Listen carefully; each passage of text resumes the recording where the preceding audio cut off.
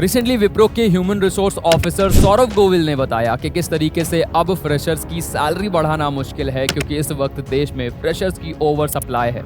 उन्होंने ये भी कहा कि भाई विप्रो ने अब कैंपस हायरिंग को भी फ्रीज कर दिया है। वो कैंपस में जाके हायरिंग नहीं कर रहे हैं क्योंकि उनका ध्यान इस वक्त उन एम्प्लॉयज़ पर है जिनको उन्होंने ऑलरेडी हायर करके रखा हुआ है। वो उनकी परफॉर्मेंस को लेकर ज़्यादा कंसर्न है। इन सब के बाद लोगों को कहना था कि अब लगता है कि आईटी सेक्टर में नौकरियों की कमी होती जा रही है। और अगर हम इस वक्त इंडिया की टॉप कंपनीज जैसे कि Infosys, TCS, HCL, Tech Mahindra इनके स्टॉक्स को एनालाइज करते हैं तो पता चलता है कि पिछले एक साल में इनके स्टॉक्स 10 से लेकर 20% तक गिर गए हैं। इन सब के बावजूद कुछ ऐसे फैक्ट्स हमारे पास अवेलेबल हैं जो ये प्रूव करते हैं कि इंडिया का आईटी सेक्टर अभी भी काफ़ी रेजिलियंट है।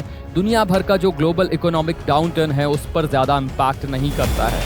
अगर नैस्कॉम की डेटा की माने तो पता चलता है कि इंडियन जीडीपी में लगभग 7.4% तक इंडियन आईटी इंडस्ट्री कंट्रीब्यूट करती थी और आगे 2025 तक बताया जा रहा है कि ये कंट्रीब्यूशन 10% तक का रहने वाला है। 2022 में ही नैस्कॉम का डेटा बताता है कि 4.5 लाख के करीब न्यू आईटी प्रोफेशनल्स ऐड हुए, जिसकी वजह से आईटी प्रोफेशनल्स की टोटल ओवरऑल संख्या 50 लाख के करीब पहुंच गई है, जो 2021 के मुकाबले 9% ज़्यादा है। और अगर लिंक्डइन की डेटा की भी माने तो पता चलता है कि ना सिर्फ इंडिया में बल्कि दुनिया भर में इंजीनियरिंग जॉब्स की डिमांड बढ़ती ही जा रही है। ये सेक्टर बहुत तेजी से ग्रो हो रहा है। पर वो क्या रीज़न हो सकते हैं जिसकी वजह से भाई जो ज़मीनी हकीकत है वो इन आंकड़ों से मैच नहीं खाती है।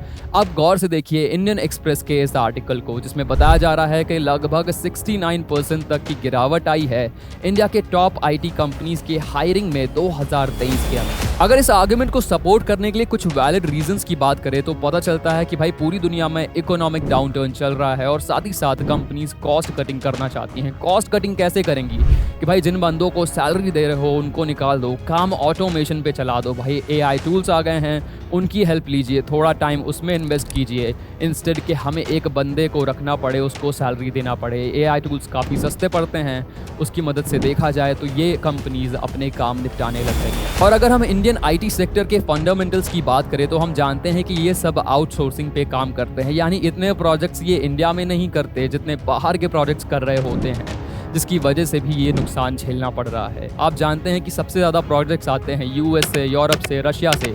और इन कंट्रीज़ के बारे में सोचिए, ज़रा जानिए कि इनकी इकोनॉमिक हालत इस वक्त कैसी है।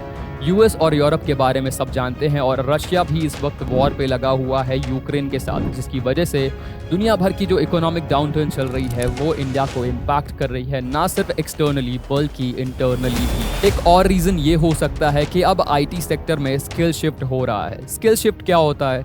देखा जा रहा है कि पिछले 5 साल पहले जो स्किल्स मार्केट में चल रही थी अब उन स्किल्स की उतनी वैल्यू नहीं है, क्योंकि ChatGPT+ जैसे वर्जन्स इन स्किल्स को ईजिली परफॉर्म कर सकते हैं और जो लोग पढ़ लिख कर तब से आए हैं वो अब उन स्किल्स के मुकाबले बाकी नई स्किल्स अक्वायर नहीं कर पा रहे हैं। नई स्किल्स अक्वायर करने के लिए ज़्यादा टाइम लगेगा, ज़्यादा पैसा लगेगा, ज़्यादा रिसोर्सेज लगेगी, जो बहुत से लोग इंडिया में अफोर्ड भी नहीं कर सकते हैं। ये भी एक रीज़न है कि भाई बहुत सी कंपनीज़ को हायर करने के बाद भी अपने एम्प्लॉयज़ को पढ़ाना पड़ता है। उम्मीद करते हैं कि आगे आने वाले वक्त में जो हमारा इंडियन आईटी सेक्टर है वो ग्रोथ के साथ साथ एम्प्लॉयमेंट में भी बढ़त दिखाएगा। आई होप आपको ये वीडियो काफ़ी इन्फॉर्मेटिव लगा होगा। अगर वीडियो पसंद आया तो इसे लाइक कर दीजिए। कमेंट में बताइए कि और किस तरह का कंटेंट आप देखना चाहते हैं।